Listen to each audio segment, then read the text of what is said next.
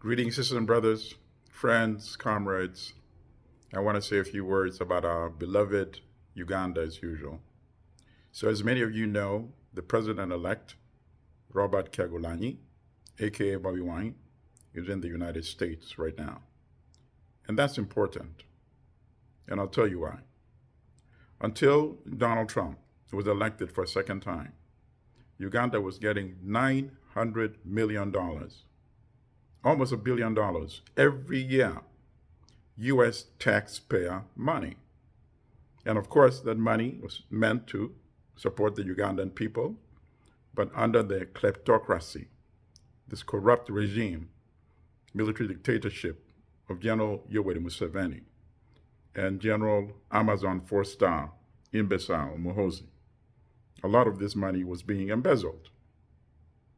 All these accounts are in the newspapers in Uganda, so we know of that. There's no denying that. So that has stopped now. That 900 million is gone. So that is actually one of the positive things that has materialized. Now, Bobi Wine has been engaging with members of parliament. As you guys call it in Uganda, members of parliament. Here they call them senators and members of the House of Representatives. Collectively, they're members of Congress, senators and representatives. He's been having those meetings.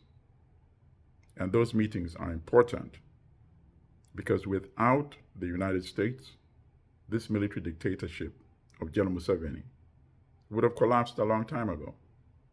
Ugandans can do the job, but Ugandans don't want the United States to be standing in the way, or the EU, or Britain, for that matter, and all the other countries that have been supporting this military dictatorship in Uganda. So these meetings are very important for President-elect Bobi Wine. And mind you, here's where I want to discuss semantics. Words are very important. When you win an election, you become president-elect, then you're sworn in. The person who loses the election is the opposition. So I notice some people refer to Robert Kyagulanyi, aka Bobi Wine, as the leader of opposition. How can he be leading opposition when he won the presidency of Uganda? Just because Museveni is refusing to allow him to get sworn in, does that nullify his victory, his overwhelming defeat of dictator General Museveni? Of course not. So start using the correct terms. I noticed even some NUP members refer to Museveni as quote-unquote president.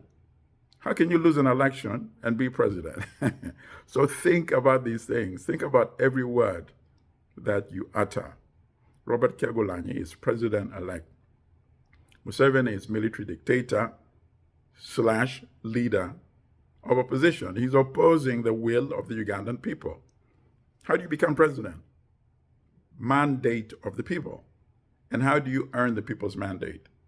By getting their votes. So we can't have somebody campaigning for months like Bobi Wine did. You saw those massive crowds, hundreds of thousands of people showing up, millions voting for him.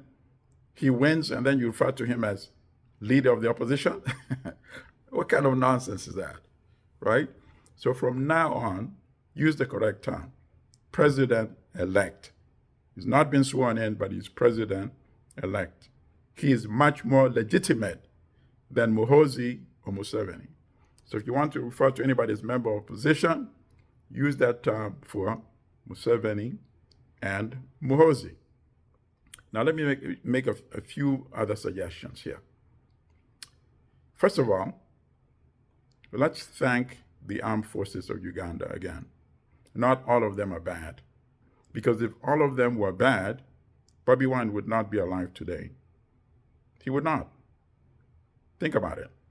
As I said in my last commentary, your house surrounded by hundreds of soldiers and police force, helicopter flying overhead. 2 months later, you make it to the United States. How can that happen? That means the people who are sent to harm you They looked on one side, they saw the corrupt, murderous General Museveni and Muhoozi, the imbecile.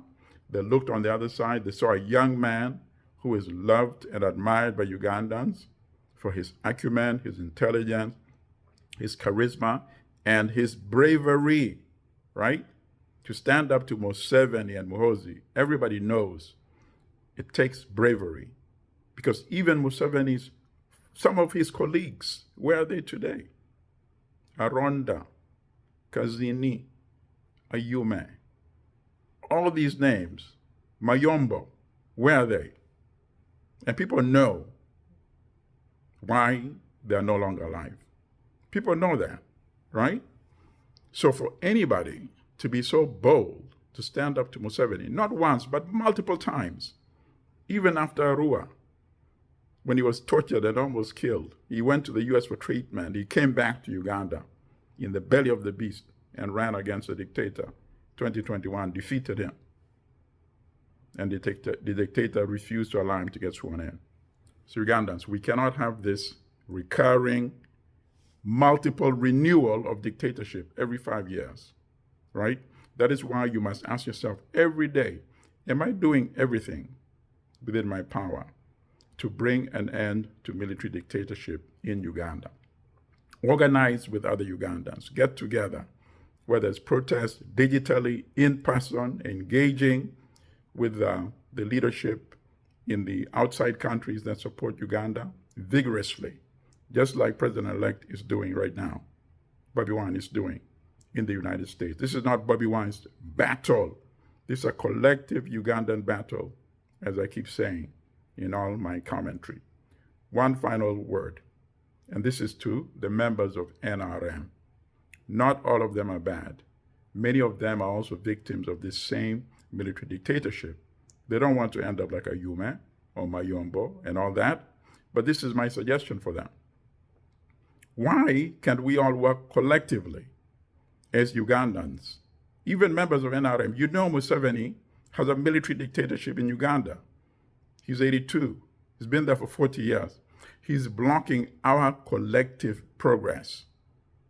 So members of NRM can play a very critical role in transitioning Uganda to a democratic environment where we compete on ideas and initiatives, and we collectively build the new Uganda for this current generation and the next generation. So NRM members who really care and love Uganda, care about Uganda and love Uganda, join in the collective struggle to end the military dictatorship in Uganda. Asante sana, aluta continua.